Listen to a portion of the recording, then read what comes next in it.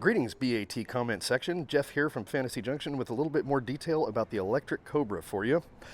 First thing is the primary battery cutoff switch.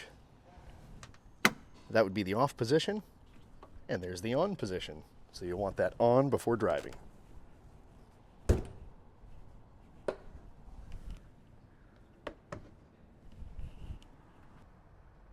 Next up is your primary kill switch for the interior. We can look at this as sort of like your ignition switch. Turn that on. And then the switch is here explained. Ignition on and off. You turn that on, everything starts up. You've got regenerative braking. That's high and low. Middle setting is off. Polarity, forward and reverse. Also has a neutral setting. This is your cooling system. That would be your electric water pump. High and low is headlight, high beam and low beam, hazard lights, and your left and right turn signals. Up is left and down is right. Gauge backlight dimmer, and also variable electric power steering assist adjuster.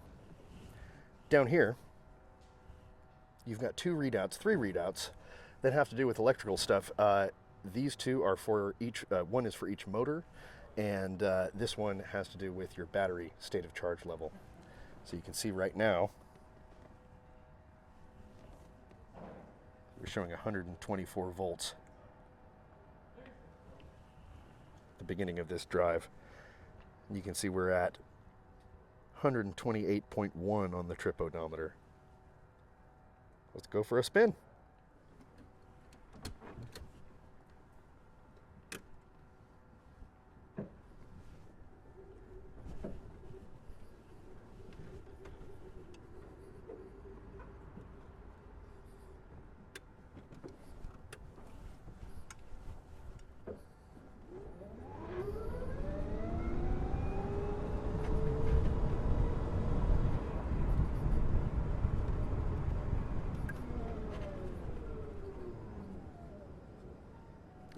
To start and stop in this car, you don't need to use the clutch. In a regular internal combustion engine car, we have to use the clutch and put it in neutral because the engine needs to continue rotating at idle.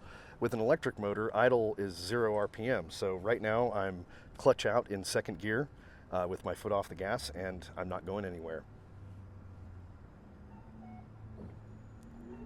And a light application of the throttle, and off we go.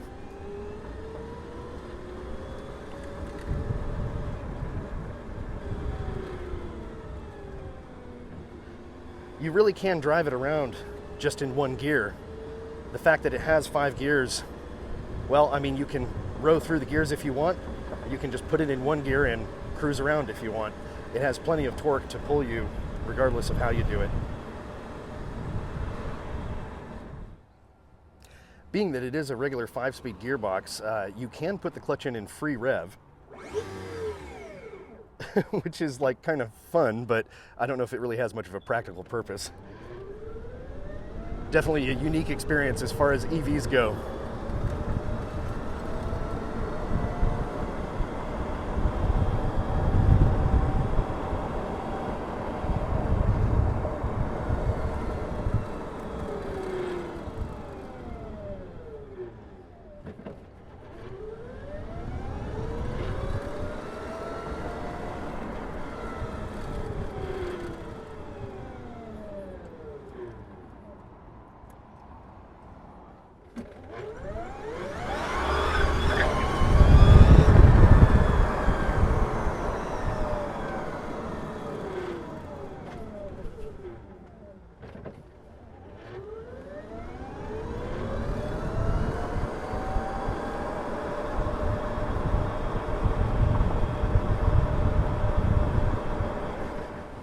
There really is a pronounced difference in regenerative braking between the high and low setting.